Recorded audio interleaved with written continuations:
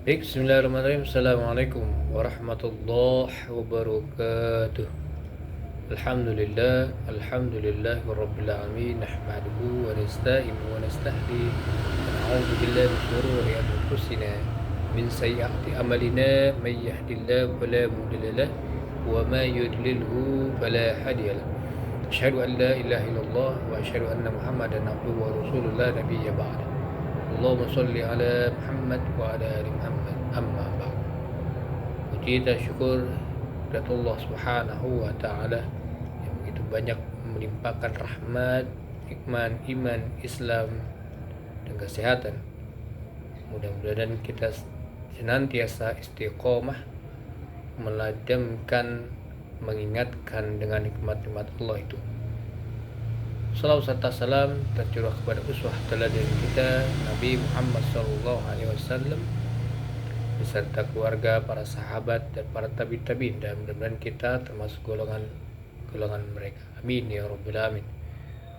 Kembali saya Arif Rahman mendapatkan tugas untuk mempresentasikan mata kuliah usul fikih. Dan alhamdulillah saya masuk jurusan hukum ekonomi Islam, hukum ekonomi syariah ya, di STAI Darut Tauhid Bandung, dan alhamdulillah juga mendapat dosen pembimbing Karom Bapak Ahmad Yusdi Ghazali. Alhamdulillah, mudah-mudahan beliau mendapatkan rahmat dan juga diberikan kesehatan wal afiyah. Baik, next ya. Alhamdulillah mendapatkan materi berjudul tentang hukum apakah berwudu syarat dalam menyentuh mushaf ya. Secara latar belakangnya, Bismillahirrahmanirrahim. Segala puji bagi Allah Rabb semesta alam. Salawat dan salam kepada Nabi kita Muhammad SAW, keluarga dan sahabatnya. Pada kesempatan kali ini ada suatu permasalahan yang menarik akan kami sajikan mengenai hukum menyentuh mushaf Al-Quran bagi orang yang berhadas seperti dalam keadaan tidak suci, dalam keadaan junub, dalam keadaan haid dan nifas. Pertanyaannya, apakah orang-orang seperti ini diperkenankan untuk menyentuh mushaf? Tentu saja kita harus kembali kepada dalil untuk membicarakan hal ini. Semoga Allah memudahkan kami untuk membahasnya. Ya, banyak beberapa pendapat ulama ya, ulama mazhab ya, terkait dengan menyentuh Al-Quran ini. Pertanyaan tadi ya, hukumnya wajib berwudu ya sebelum menyentuh mushaf Al-Quran. Hal ini karena Al-Quran merupakan kitab suci yang sakral bagi umat Islam. Hukum menyentuh mushaf Al-Quran tanpa wudu adalah haram dan berdosa. Hal ini didasarkan pada surat Al-Waqiah ayat 79 yang artinya tidak ada yang menyentuhnya kecuali orang-orang yang suci. Nah, dalam Al-Mawsu'ah Al-Fiqhiyah ya, kitab ensiklopedia fikih, disebutkan orang yang berhadas ya, besar atau kecil, tidak boleh menyentuh mushaf seluruh atau sebagiannya. Inilah pendapat para ulama empat mazhab. Dalil dari hal ini ada firman Allah, la bismillahirrahmanirrahim, la yasu illal mutahharun ya, tidak menyentuhnya kecuali orang-orang yang disucikan. Al-Waqiah ayat 79. Begitu pula sabda Nabi sallallahu alaihi wasallam ya, tidak boleh menyentuh Al-Quran kecuali engkau dalam keadaan suci. Nah, bagaimana dengan membaca Al-Quran? Para ulama empat mazhab sepakat bolehnya membaca Al-Quran bagi orang yang berhadas, baik hadas besar maupun kecil, selama tidak menyentuhnya. Yang dimaksud menyentuh mushaf menurut mayoritas ulama adalah menyentuhnya dengan bagian dalam telapak tangan maupun bagian tubuh lainnya. Penjelasan di atas menunjukkan bahwa menyentuh mushaf Al-Quran tidak dibolehkan oleh para ulama mazhab. Next. Ya, menyentuh mushaf bagi orang yang berhadas besar dan kecil. Larangan menyentuh mushaf di sini berlaku bagi orang yang berhadas besar seperti wanita yang sedang haid, ya, nifas, dan orang yang junub. Mengenai larangan menyentuh mushaf bagi yang berhadas besar, terdapat riwayat dari Ibnu Umar radhiyallahu anhu, Al-Qasim bin Muhammad, ya, Al-Hasan Al-Basri, Atha dan Asy-Syabi. Ya, bahkan sampai-sampai Ibnu Qudamah mengatakan, kami tidak mengetahui ada yang menyelisih pendapat ini kecuali Daud, ya, salah satu ulama Zahiriyah. Begitu pula larangan menyentuh mushaf di sini berlaku bagi orang yang berhadas kecil seperti orang yang sehabis kentut atau kencing dan belum bersuci. Inilah mayoritas pendapat pakar fikih. Bahkan Ibnu Qudamah sampai-sampai mengatakan, aku tidak mengetahui ada ulama yang menyelisih pendapat ini kecuali Daud Az-Zahiri.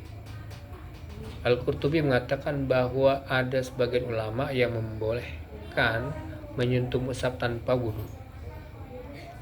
Al-Qalyubi, ya, salah seorang ulama Syafi'i yang mengatakan Ibnu Shalah menceritakan ada pendapat yang aneh dalam masalah ini yang menyebutkan tidak terlarang menyentuh mushaf sama sekali meskipun keadaan hadas kecil maupun hadas besar. Orang yang berhadas di sini diperbolehkan menyentuh Al-Quran setelah mereka bersuci.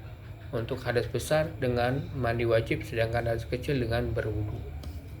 Next. Ya, menyentuh mushaf Al-Quran dengan pembatas ketika berhadas.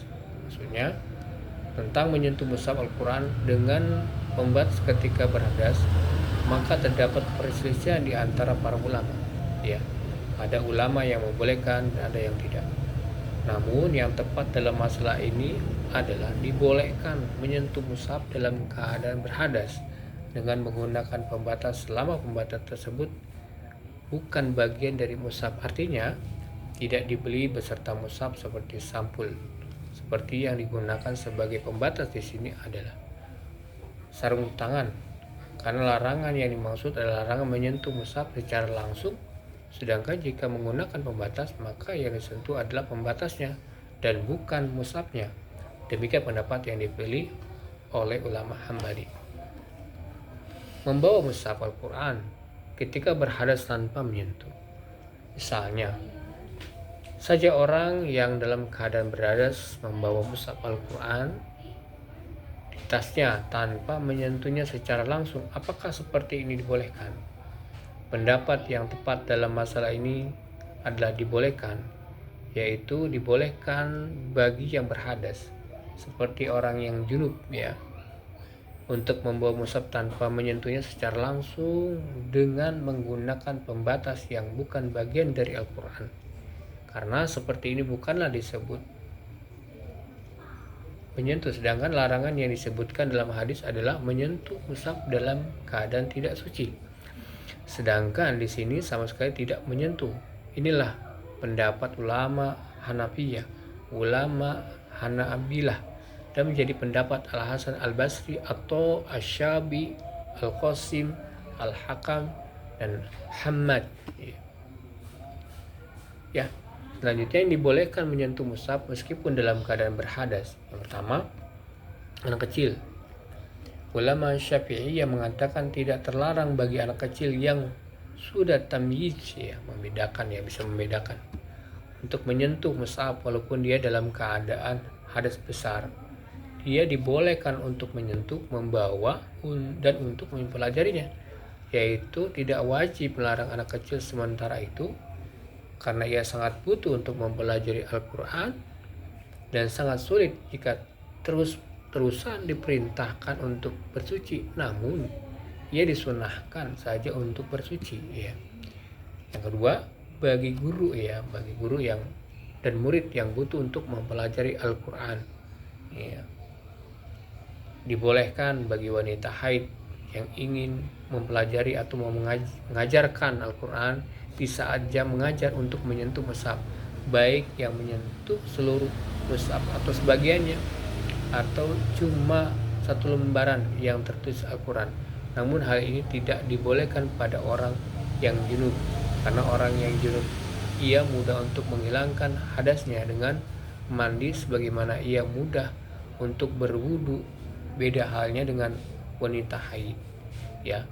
Ia tidak bisa menghilangkan hadasnya begitu saja karena yang ia alami adalah ketetapan Allah. Demikian pendapat para ulama Malikiyah. Akan tetapi yang jadi pegangan ulama Malikiyah, boleh bagi orang yang junub, laki-laki atau perempuan, kecil atau dewasa, untuk membawa Al-Quran ketika mereka hendak belajar karena keadaan yang sulit untuk bersuci. Ketika itu ia dibolehkan untuk menelaah atau menghafal Al-Quran ketika itu. Yang lebih tepat, ya, untuk laki-laki yang junub karena ia mudah untuk menghilangkan hadasnya, maka lebih baik ia bersuci terlebih dahulu, setelah itu ia mengkaji Al-Quran. Adapun untuk wanita haid yang ingin mengkaji Al-Quran, sikap yang lebih hati-hati adalah ia menyentuh Al-Quran dengan pembatas, sebagaimana diterangkan pada pembahasan yang telah lewat. Wallahu a'lam. Ya, menyentuh kitab-kitab tafsir dalam keadaan berhadas bagaimana? Ulama Syafi'iyah berpendapat bahwa diharamkan menyentuh mushaf jika isinya lebih banyak Al-Quran daripada kajian tafsir. Begitu pula jika isinya sama banyaknya antara Al-Quran dan kajian tafsir, menurut pendapat yang lebih kuat. Sedangkan jika isinya lebih banyak kajian tafsir daripada Al-Quran, maka dibolehkan untuk menyentuhnya. An-Nawawi rahimahullah dalam Majmu' mengatakan, ya, jika kitab tafsir tersebut lebih banyak kajian tafsirnya daripada ayat Al-Quran sebagaimana umumnya kitab tafsir semacam itu, maka di sini ada beberapa pendapat ulama.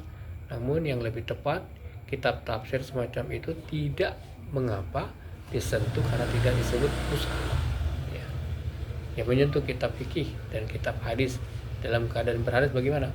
Menyentuh kitab fikih dibolehkan dalam keadaan berhadas karena kitab tersebut tidaklah disebut mushaf dan umumnya isinya lebih banyak selain dari Al-Quran. Demikian pendapat mayoritas, ya, ulama.